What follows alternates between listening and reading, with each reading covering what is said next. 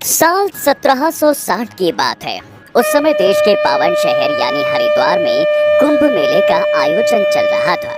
मेले में बड़ी संख्या में हिंदू धर्म में विश्वास रखने वाले लोग स्नान करने पहुंचे। तब अचानक दो गुट के बीच आपस में लड़ाई होने लगी। दोनों के बीच बहस इतनी ज्यादा हो गई थी कि वहां लोग एक दूसरे को मारने लगे। उस भीषण लड़ाई झगड़े में करीब 18,000 भिक्षु मौत के मुंह में चले गए। लेकिन क्या आप जानते हैं कि ये झगड़ा आखिर किस बात पर हुआ था? दरअसल दोनों ही गुट आपस में इस बात पर बहस करने लगे कि सनातन धर्म में सबसे बड़ा भगवान है कौन? कौन है जिसके सामने सभी देवी देवता पूजा करते हैं? आखिर 33 कोटि देवी देवताओं में सबसे महान कौन है? अब ये बात तो सब जानते हैं कि सनातन धर्म दुनिया का सबसे प्राचीन धर्म है। धर्म ग्रंथों के मुताबिक सनातन धर्म अनंत काल से चला आ रहा है, जहां भक्तगण ब्रह्म विष्णु महेश के साथ साथ देवी दुर्गा, देवी काली, माता वैष्णो जैसे बहुत से देवी देवताओं की पूजा करते हैं। बाकी धर्म में भगवान सिर्फ एक हैं, लेकिन सनातन धर्म में 33 कोटि ईश्वर हैं। वैसे अगर आप भी यही सोचते हैं कि सनातन धर्म में 33 करोड़ देवी देवता हैं, तो आप गलत हैं। जी हाँ, क्योंकि ये सच नहीं है। हिंदू धर्म ग्रंथों के अनुसार 33 कोटि यानी 33 तरह के देवी देवता मौजूद हैं।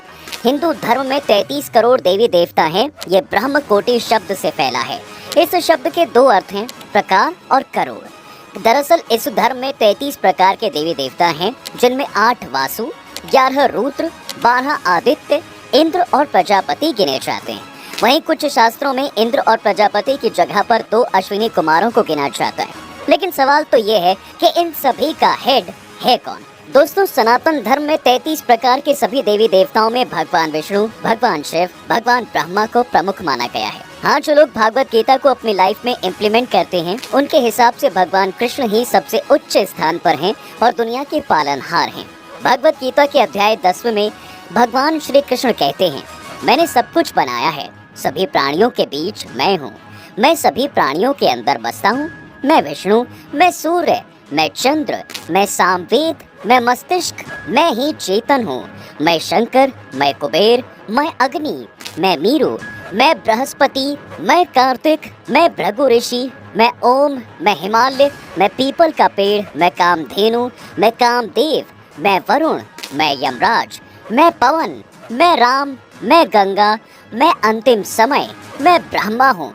यानी गीता में श्री कृष्ण कह रहे हैं कि वो सृष्टि के पालनहार और वही श्रेष्ठ हैं। आप चाहे कहीं से भी गुजरें, आखिर में आपको उन तक ही पहुंचना है। यानी भागवत गीता के मुताबिक श्री कृष्ण ही देवों के देव हैं। बता दें, ऐसा नहीं है कि हर ग्रंथ में उन्हें ही उच्च बताया जाता है, बल्कि हर ग्रंथ कुछ अलग कहता है। जैसे शिव पुराण में भगवान शिव को सर्वश्रेष्ठ माना गया है। शिव पुराण के अनुसार महादेव से ऊपर कोई नहीं है, उन्होंने ही इस दुनिया का सृजन किया है और वही दुनिया का अंत भी करेंगे। इसमें उनकी महिमा को बताया गया है। भगवान शिव को लेकर एक कहानी है जिसमें बताया गया है कि सबसे बड़ा भगवान कौन है। दरअसल एक बार ब्रह्मा और विष्णु जी इस बहस में लगे हुए थे कि कौन बड़ा है। धीरे धीरे दोनों के बीच विवाद इतना बढ़ गया कि दुनिया तहस नहस होने लगी। इस पर देवता परेशान हो गए और उन्होंने आदिदेव भगवान शिव से इस मामले को ठीक करने में कुछ मदद मांगी। जिसके बाद महादेव ने देवताओं की बात सुनकर ब्रह्मा और विष्णु जी के सामने प्रकट हुए, लेकिन एक चमकती स्तंभ यानी ज्योतिर्लिंग के रूप में। उनका ये रूप ऐसा था जिसकी ना तो कोई शुरुआत थी और ना ही अंत, जिसे देखने के बाद ब्रह्मा और विष्णु जी बड़े परेशान थे कि करें तो क्या करें। इसलिए दोनों ने मिलकर एक योजना बनाई और प्रतियोगिता का आयोजन किया गया, जिसके हिसाब से जो इस ज्योतिर्लिंग के किसी भी छोर को सबसे पहले ढूंढेगा वो सबसे बड़ा होगा। दोनों राजी हो गए। प्रतियोगिता शुरू हुई। भगवान विष्णु अपने वाहन गरुड़ पर चढ़कर पाताल लोक से सुरंग बनाकर उस ज्योतिर्लिंग के छोर को ढूंढने के लिए निकल पड़े। वहीं ब्रह्मा जी अपने हंस पर सवार होकर ऊपर की तरफ चढ़ाई करने लगे। इधर नीचे भगवान विष्णु ढूंढते ढूंढते थक गए, लेकिन उन्हें ज्योतिर्लिंग का छोर तक नहीं मिला, इसलिए वो वापस लौट आए। दूसरी ओर ब्रह्मा जी भी ज्योतिर्लिंग का छोर नहीं ढूंढ पाए, लेकिन उन्हें अपनी हार मंजूर नहीं थी, इसलिए उन्होंने केतकी के फूल को झूठी गवाही देने के लिए मना लिया। जिसके बाद वो भी वापस लौट आए और उन्होंने भगवान शिव और विष्णु जी से कहा कि मैं जीत गया हूँ। लेकिन तभी अचानक भगवान शिव ज्योतिर्लिंग के बीच से प्रकट होते हैं और कहते हैं, मैं सबसे बड़ा हूँ, क्योंकि ब्रह्मा और विष्णु दोनों ही मुझे ढूंढने में असफल रहे। साथ ही उन्होंने ब्रह्मा जी को झूठ बोलने के लिए फटकार भी लगाई। यही वजह है दोस्तों कि आज राजस्थान की अजमेर से कुछ मील दूर पुष्कर को छोड़कर कहीं भी उनकी पूजा नहीं की जाती, क्योंकि उन्होंने झूठ का सहारा जो लिया था। हालांकि ब्रह्म पुराण की अगर बात करें तो आप देखोगे तो आपको ब्रह्मा जी की ही तारीफ मिलेगी। वहीं विष्णु पुराण में भगवान विष्णु को ही सर्वश्रेष्ठ बताया गया है, जबकि देवी भागवत पुराण को पढ़ें तो उसमें बताया जाता है कि देवी ही परम भागवती हैं, जिन्होंने ब्रह्म, विष्णु और महादेव को प्रकट किया है। कुल मिलाकर अलग अलग पुराणों में अलग अलग देवी देवताओं को सर्वश्रेष्ठ बताया गया है, लेकिन आपको बता दें कि सबसे बड़े ब्रह्म हैं भगवान विष्णु, भगवान ब्रह्म, देवी भागवती और महादेव, सभी उन्हीं के अलग अलग रूप हैं। यहाँ आपको ये भी समझना होगा कि ब्रह्म और ब्रह्मा दो अलग अलग हैं। ब्रह्मा हमारे त्रिदेवों में से एक है, जबकि ब्रह्म एक सुप्रीम पावर है। तो ये तो आपने जाना दोस्तों कि हिंदू धर्म में कौन से भगवान श्रेष्ठ हैं। अच्छा, आपने उनके हाथों में कुछ अस्त्र शस्त्र भी देखे होंगे। कभी सोचा है कि वो किस तरीके से इसका इस्तेमाल करते हैं? सबसे पहले बात करते हैं त्रिशूल की। त्रिशूल, जैसे कि सभी को पता है कि त्रिशूल खुद तो भगवान शिव का हथियार था। 3 भुजा वाला ये हथियार सबसे शक्तिशाली और तबाही मचाने वाला माना जाता है। त्रिशूल किसी भी दिव्य हथियार को खत्म कर सकता है। महादेव को छोड़कर कोई भी ना तो हथियार को रोक सकता है और ना ही काबू कर सकता है। त्रिशूल की 3 भुजाओं के अलग अलग मतलब होते हैं। इसे सृजन, विनाश और संचालक के तौर पर भी देखते हैं। सुदर्शन चक्र, ये चक्र 108 नुकीले किनारों के साथ एक डिस्क जैसा लगता है। सुदर्शन चक्र को भगवान विष्णु संचालित करते हैं। लोग इसे अजवार के नाम से भी जानते हैं। भगवान श्री हरि नारायण इस सुदर्शन चक्र को अपने 4 हाथों में से एक में शंख, गदा और पद्म के साथ धारण करते हैं। कहते हैं इस चक्र को महादेव ने भगवान विष्णु को गिफ्ट के तौर पर दिया था, जो कि सूरज की किरणों के अंश और शिव जी के त्रिशूल से बना था, जिसे वास्तुकार भगवान विश्वकर्मा ने बनाया था। ब्रह्मास्त्र, ये हिंदू लोक कथाओं में मौजूद घातक हथियारों में से एक माना जाता है। ऐसा कहा जाता है कि ब्रह्मास्त्र बड़ी मात्रा में एकाग्रता और ध्यान के जरिए से हासिल किया जा सकता है, या बस एक गुरु द्वारा दिया जा सकता है। ये बहुत खतरनाक हो सकता है और साथ ही ये रक्षा में बाकी चमत्कारी हथियारों का मुकाबला भी कर सकता है।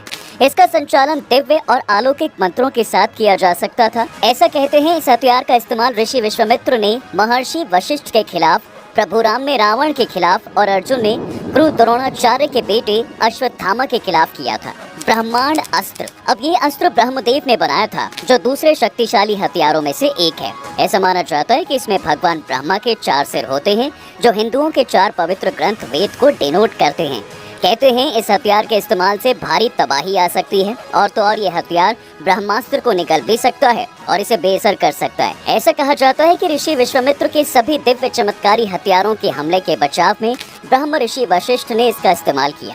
ब्रह्मशिरा, ब्रह्मशिरा को ब्रह्मास्त्र से 4 गुना शक्तिशाली हथियार माना जाता है। जब इसका इस्तेमाल किया जाता है तो ये कई सालों तक उस जगह पर इंसान जन्म नहीं ले पाते हैं। रावण के बेटे मेघनाथ ने रामायण महाकाव्य में इसका इस्तेमाल वानर सेना का वध करने में किया था। कहते हैं महाभारत में अश्वत्थामा ने इसका इस्तेमाल पांडवों के वंश को खत्म करने के लिए किया था, जिसके बाद ही श्री कृष्ण ने उसे ये श्राप दिया था कि वो कभी मरेगा नहीं। नारायण अस्त्र, ये अस्त्र दोस्तों पौराणिक कथाओं के सबसे घातक और शक्तिशाली हथियारों की लिस्ट में शामिल है, जिसका इस्तेमाल भगवान विष्णु ने अपने नारायण अवतार में किया था। नारायण अस्त्र से एक साथ कई लाखों तीर बाहर निकलते हैं, जो कि एक डिस्क जैसा नजर आता है, जिसे बहुत ही घातक माना जाता है। भार्गवस्त्र, कहते हैं भगवान परशुराम ने भार्गवस्त्र सूर्यपुत्र कर्ण को दिया था। ये बहुत ही खतरनाक हथियार था, जो इंद्रास्त्र की तुलना में सबसे शक्तिशाली था।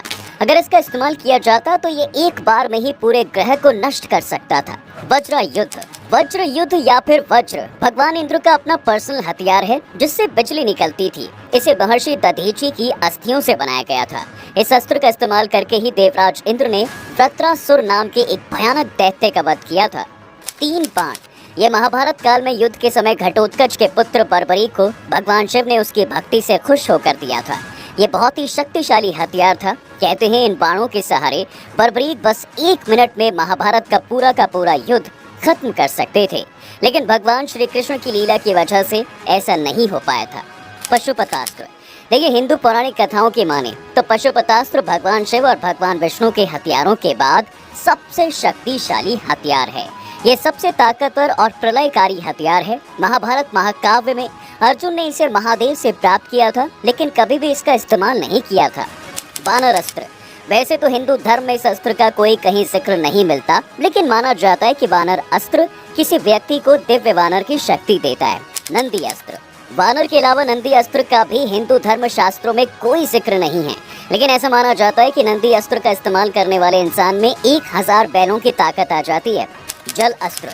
इस अस्त्र का इस्तेमाल दुश्मनों पर भारी बारिश बरसाने के लिए किया जाता है। हिंदू धर्म शास्त्रों की माने तो ये अस्त्र देवी देवताओं के पास होता था। कहते हैं इसकी मदद से देवी देवता भारी मात्रा में पानी बरसाकर प्रलय ला देते थे। प्रभा अस्त्र। प्रभा का मतलब है बहुत रोशनी और किरण। कहते हैं इसे रोशनी का अस्त्र माना जाता है। पवन अस्त्र।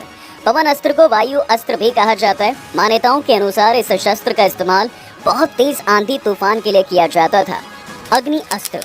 लोगों का मानना है दोस्तों कि आग्नेय अस्त्र या फिर अग्नि अस्त्र एक विस्फोटक बाण होता है। ये जल अस्त्र की तरह अग्नि बरसाकर दुश्मन को तबाह कर सकता है, जिसके बाद दुश्मन का खात्मा तय है। तो दोस्तों आज के वीडियो में फिलहाल बस इतना ही। अगर आपको इसके बारे में पहले से कोई जानकारी थी तो हमें नीचे अपना ओपिनियन कमेंट सेक्शन में जरूर बताएं। इसके साथ ही आपको हमारी वीडियो कैसी लगी ये भी बताएं।